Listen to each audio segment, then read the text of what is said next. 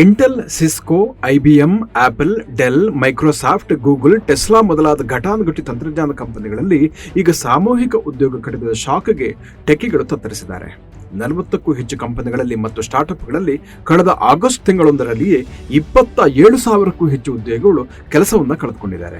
2024ರಲ್ಲಿ ಇಲ್ಲಿಯವರೆಗೆ 422 ಕಂಪನಿಗಳಲ್ಲಿ 1,36,000 ಮಂದಿ ತಮ್ಮ ಉದ್ಯೋಗವನ್ನು ಕಳೆದುಕೊಂಡು ನಿರುದ್ಯೋಗಿಗಳಾಗಿದ್ದಾರೆ. ಕಳೆದ ವರ್ಷ ಕೂಡ ಲಕ್ಷಾಂತರ ಮಂದಿ ಇದೇ ರೀತಿ ವಜಾಗೊಂಡಿದ್ರು. ಮಾಹಿತಿ ತಂತ್ರಜ್ಞಾನ ವಲಯದಲ್ಲಿ ಮಾಸ್ ಲೇ ಆಫ್ಗಳು ಹೊಸತೇನಲ್ಲ. ಕಂಪನಿಯಿಂದ ಕಂಪನಿಗೆ ಉದ್ಯೋಗಗಳ ವಲಸೆ ಕೂಡ ಹಳೆಯದೆ. ಆದರೆ ಕಳೆದ 2 ವರ್ಷಗಳಿಂದ ಈಚೆಗೆ ಸಂಭವಿಸ್ತಾ ಇರುವಂತಹ ಸಾಮೂಹಿಕ ಉದ್ಯೋಗಗಳ ಪ್ರಮಾಣ ಇದೆ ಅಲ್ವಾ, ಅದು ಆತಂಕ ಹುಟ್ಟಿಸಿರುವಂತದ್ದು. ಹಾಗಾದ್ರೆ ಯಾವೆಲ್ಲ ಕಂಪನಿಗಳಲ್ಲಿ ಈಗ ಪರಿಸ್ಥಿತಿ ಹೇಗಿದೆ ಮತ್ತು ಯಾಕೆ ಹೀಗಾಗಿದೆ ಅಂತ ನೋಡೋಣ.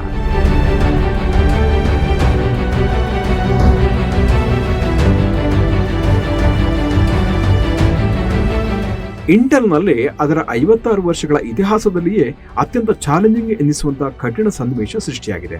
ಕಂಪನಿಯು 15,000 ಟೆಕ್ಕಿಗಳಿಗೆ ಗೇಟ್ ಪಾಸ್ ನೀಡಿದೆ. ಅಂದರೆ ಇಂಟೆಲ್ನ ಒಟ್ಟು ಉದ್ಯೋಗಗಳ ಪೈಕಿ 15% ಆಗುತ್ತೆ. ಕಳೆದ ಏಪ್ರಿಲ್-ಜೂನ್ ತ್ರೈಮಾಸಿಕದಲ್ಲಿ ಕಂಪನಿಯ ರಿಸಲ್ಟ್ ಕೂಡ ತೃಪ್ತಿಕರವಾಗಿರಲಿಲ್ಲ. 2025ರೊಳಗೆ $10 ಶತಕೋಟಿ ವೆಚ್ಚವನ್ನ ಕಡಿತ ಮಾಡುವ ಒಂದು ಯೋಜನೆಯ ಭಾಗವಾಗಿ ಇಂಟೆಲ್ ಈ ಕ್ರಮವನ್ನ ಕೈಗೊಳ್ತಾ ಇದೆ. 25 ವರ್ಷಗಳ ಹಿಂದೆ ಸಿಪಿಯು ಚಿಪ್ ಕ್ರಾಂತಿಯ ನೇತೃತ್ವವನ್ನೇ ವಹಿಸಿದ್ದ ಇಂಟೆಲ್ ಇಂದು ತನ್ನ ಆದಾಯದಲ್ಲಿ ಇಳಿಕೆಯನ್ನ ಕಾಣ್ತಾ ಇದೆ.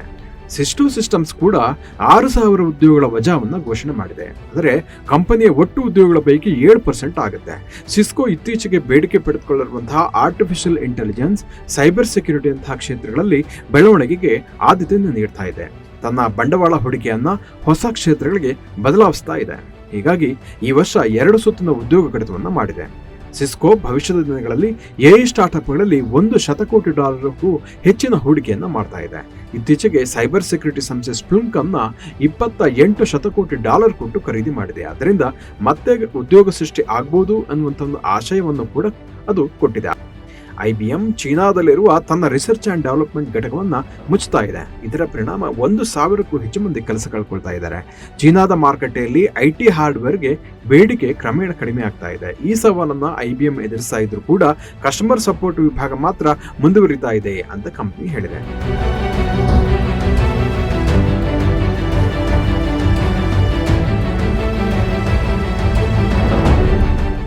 ಐಟಿ ಕಂಪನಿಗಳಲ್ಲಿ ಯಾಕೆ ಈ ರೀತಿ ಒಂದು ಸಾಮೂಹಿಕ ಉದ್ಯೋಗ ಕಡಿತಗಳು 2ನೇ ವರ್ಷ ಕೂಡ ಕಂಟಿನ್ಯೂ ಆಗಿದೆ ಎಂಬ ವಿಶ್ಲೇಷಣೆ ಮಾಡಿದ್ರೆ 4 ಪ್ರಮುಖ ಕಾರಣಗಳನ್ನ ಪಟ್ಟಿ ಮಾಡಬಹುದು. ಮೊದಲನೇದಾಗಿ ಆಪಲ್, ಮೈಕ್ರೋಸಾಫ್ಟ್, ಗೂಗಲ್ ಮುಂತಾದ ದಿಗ್ಗಜ ಕಂಪನಿಗಳು ವೆಚ್ಚ ಕಡಿತಕ್ಕೆ ಅಂದ್ರೆ ಖರ್ಚನ್ನ ಕಡಿಮೆ ಮಾಡಲಿಕ್ಕೆ ಮುಂದಾಗಿದೆ. ಎರಡನೇದಾಗಿ ಎಐ ತಂತ್ರಜ್ಞಾನಕ್ಕೆ ಸಾಕಷ್ಟು ಒತ್ತನ್ನು ನೀಡ್ತಾ ಇದ್ದಾವೆ. ಮೂರನೇದಾಗಿ ಕೋವಿಡೋತ್ತರ ಮಾರುಕಟ್ಟೆ ಪರಿಸ್ಥಿತಿಯಲ್ಲಿ ಹೊಂದಾಣಿಕೆಗೆ ಹುದ್ದೆಗಳ ಕಡಿತ ಅನಿವಾರ್ಯ ಆಗಿದೆ ಅಂತ ಹೇಳ್ತಾ ಇದ್ದಾವೆ. ನಾಲ್ಕನೇದಾಗಿ ಅಮೆರಿಕದಲ್ಲಿ ಆರ್ಥಿಕ ಹಿಂಜರಿತದ ಭೀತಿ ಇರುವುದು ಕೂಡ ಒಂದು ಕಾರಣ ಅಂತ ಹೇಳ್ತಾ ಇದ್ದಾವೆ. ದೊಡ್ಡ ಐಟಿ ಕಂಪನಿಗಳು ಉದ್ಯೋಗ ಕಡಿತ ಘೋಷಣೆ ಮಾಡಿದಾಗ ಅದು ಇಂಡಸ್ಟ್ರಿ ಮೇಲೆ ಕೂಡ ಪ್ರಭಾವ ಬೀರುತ್ತೆ. ಜೊತೆಗೆ ಆರ್ಟಿಫಿಷಿಯಲ್ ಇಂಟೆಲಿಜೆನ್ಸ್ ತಂತ್ರಜ್ಞಾನಗಳು ಔದ್ಯೋಗಿಕ ಪರಿಸ್ಥಿತಿಯಲ್ಲಿ ಸಾಕಷ್ಟು ಬದಲಾವಣೆಗೂ ಕಾರಣ ಆಗುತ್ತೆ. ಇದೆಲ್ಲದರ ಜೊತೆಗೆ ಜಾಗತಿಕ ಆರ್ಥಿಕತೆ ಮಂದಗತಿಯಲ್ಲಿ ಇದ್ದಾಗ ಕೂಡ ಉದ್ಯೋಗಾವಕಾಶಗಳು ಕಡಿಮೆ ಆಗುತ್ತೆ. ಅಮೆರಿಕದಲ್ಲಿ ಭಾರತೀಯ ವಿದ್ಯಾರ್ಥಿಗಳಿಗೆ ಇತ್ತೀಚೆಗೆ ಉದ್ಯೋಗಾವಕಾಶ ಕಡಿಮೆ ಆಗಿರುವುದಕ್ಕೆ ಇದು ಒಂದು ಕಾರಣ ಅಂತ ಹೇಳ್ತಾರೆ.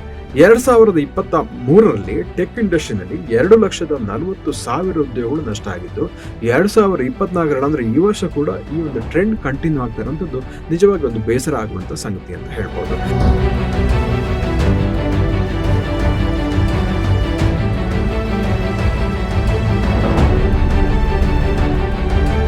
ಹಾಗಾದ್ರೆ ಸಾಮೂಹಿಕ ಉದ್ಯೋಗ ಕಡಿತದ ಬಿಕ್ಕಟ್ಟನ್ನ ಉದ್ಯೋಗಗಳು ಎದುರಿಸುವುದು ಹೇಗೆ?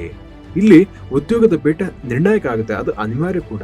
ಉದ್ಯೋಗಾವಕಾಶಕ್ಕಾಗಿ ವೈಯಕ್ತಿಕ ಮಟ್ಟದಲ್ಲಿ ರೆಫರೆನ್ಸ್ ಮೂಲಕ ಕಂಪನಿಗಳನ್ನ ಸಂಪರ್ಕಿಸುವುದು ತುಂಬಾ ಎಫೆಕ್ಟಿವ್ ಆಗಿರುತ್ತೆ ಅಂತ ತಜ್ಞರು ಹೇಳ್ತಾರೆ. ಮತ್ತೆ ಇನ್ನೊಂದು ವಿಷಯ ಏನಂತಂದ್ರೆ, ಒಂದು ಉದ್ಯೋಗ ನಷ್ಟ ಆದಾಗ ಮತ್ತೊಂದು ಉದ್ಯೋಗನೇ ಆಗ್ಬೇಕು ಅಂತಾನೂ ಇಲ್ಲ. ಫ್ರೀಲಾನ್ಸ್ ಆಗಿಯೂ ಕೂಡ ಸಂಪಾದಿಸಬಹುದು. ಹಲವಾರು ಮಂದಿ ಸ್ವಂತ ಬಿಸಿನೆಸ್ ಅನ್ನು ಕೂಡ ಮಾಡಿ ಯಶಸ್ವಿಗೊಳಿಸಿದ್ದಾರೆ.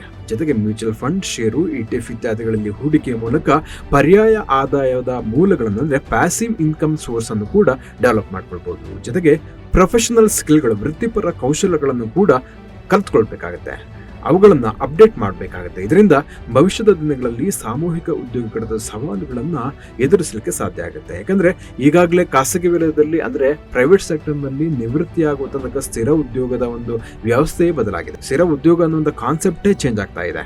ಉದ್ಯೋಗ ಕಡಿತ ಅತ್ಯಂತ ಸಾಮಾನ್ಯ ಆಗ್ತಾ ಇದೆ. ಹೀಗಾಗಿ ಈಸಬೇಕು ಮತ್ತು ಇದ್ದು ಜಯಿಸಬೇಕು ಎನ್ನುವ ಒಂದು ಗಾದೆಯ ಮಾತಿನಂತೆ ಅದನ್ನು ಎದುರಿಸಬೇಕಾಗುತ್ತೆ. ವೀಕ್ಷಕರೇ, ಇಂತಹ ಮತ್ತಷ್ಟು ಉಪಯುಕ್ತ ಮಾಹಿತಿಗಳಿಗೆ ವಿಶ್ವವಾಣಿ ಟಿವಿ ಯೂಟ್ಯೂಬ್ ಚಾನಲ್ ವೀಕ್ಷಿಸಿ ಹಾಗೂ ಸಬ್ಸ್ಕ್ರೈಬ್ ಮಾಡಿ.